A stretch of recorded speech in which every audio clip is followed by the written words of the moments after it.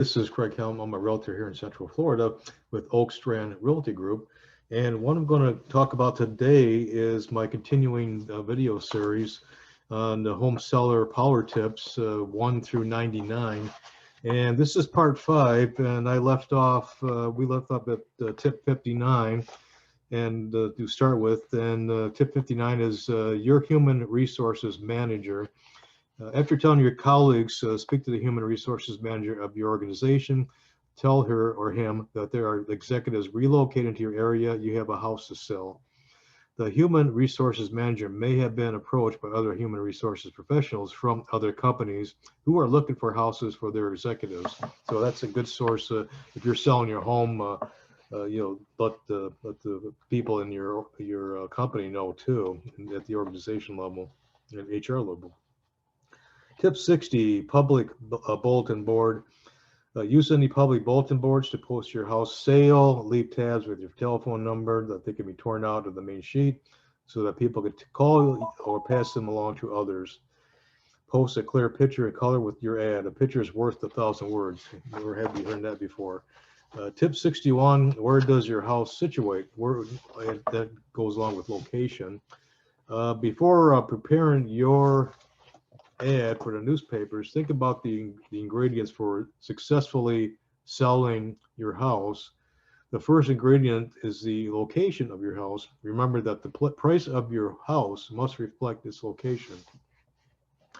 Tip number 62, what is the condition of your house? The second ingredient for a successful sale is condition. This is where a professional inspector and a thorough personal inspection by you can make a lot of difference. The upkeep of the property is a vital aspect in getting the highest possible price for a house, and also helps to ensure that it sells in a short amount of time possible. And this is a hot market we're in.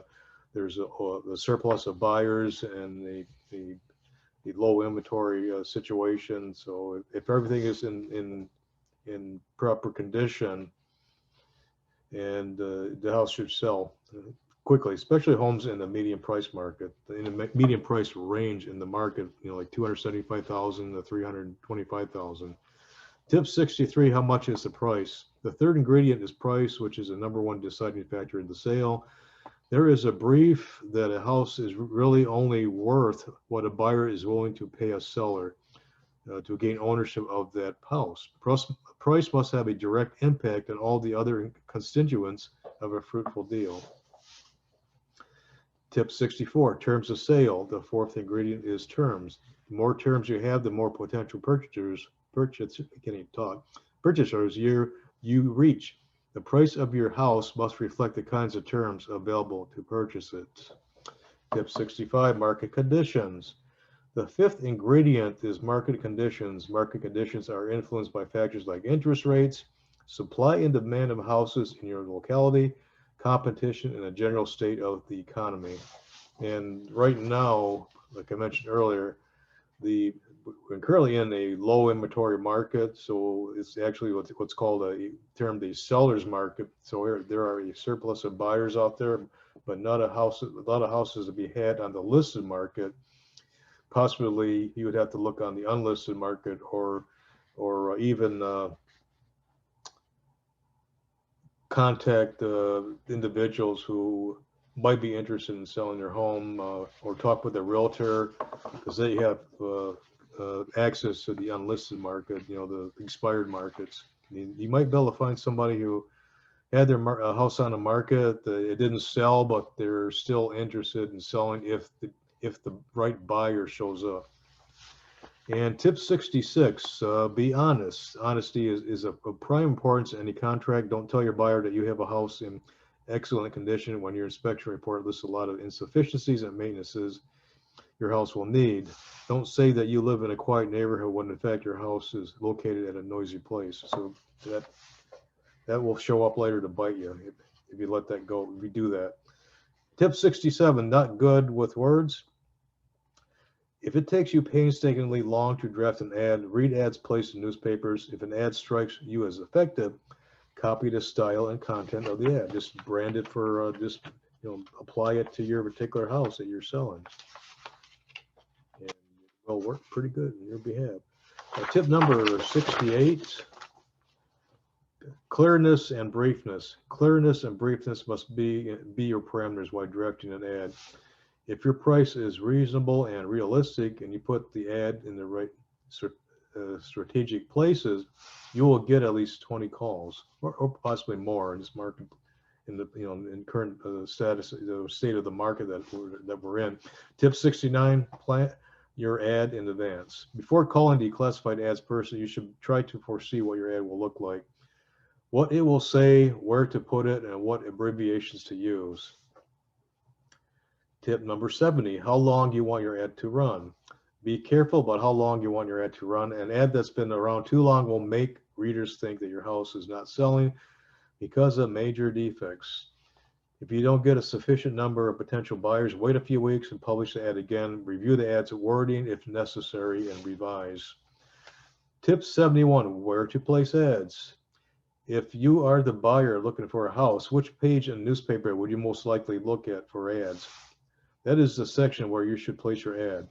Tip 72, one newspaper is enough.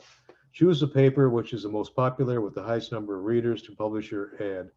Buyers often don't really want to buy 4 or 5 newspapers to look for houses for sale. They would much rather concentrate on one paper and encircle the ads that could lead to potential visits. Tip 73, placing your ad on the internet. The internet is an alternative to traditional newspaper advertising, and people may look at the internet for houses for sale, but may not necessarily be serious buyers. On the internet, the buyer would either copy contact details by hand or print the ad. This can be cumbersome. With a newspaper at hand, people can just toss it in the seat of their cars, or they drive off to visit the house for sale and can look at the ad again. And I do a lot of media advertising, and that's where I'm getting the biggest amount of responses for leads and buyers and people looking for houses, first-time home buyers and so on, and that works good for me. If you're selling though, you want to also use that, and also use you can use direct mail, or like I said, newspapers, or place flyers and posters on a public board. Tip number 74, while preparing your ad, avoid flowery words and expressions. People are not looking for something to captivate their hearts, so they are looking for a real house to live in. And I'm going to stop there on tip 74. And so this is part 5. Tune in next time for part 6. Well, we'll pick up where we left off. And the tip 75 will be where we picked up, and what should you say. So take care, and I hope to talk to you again on another video.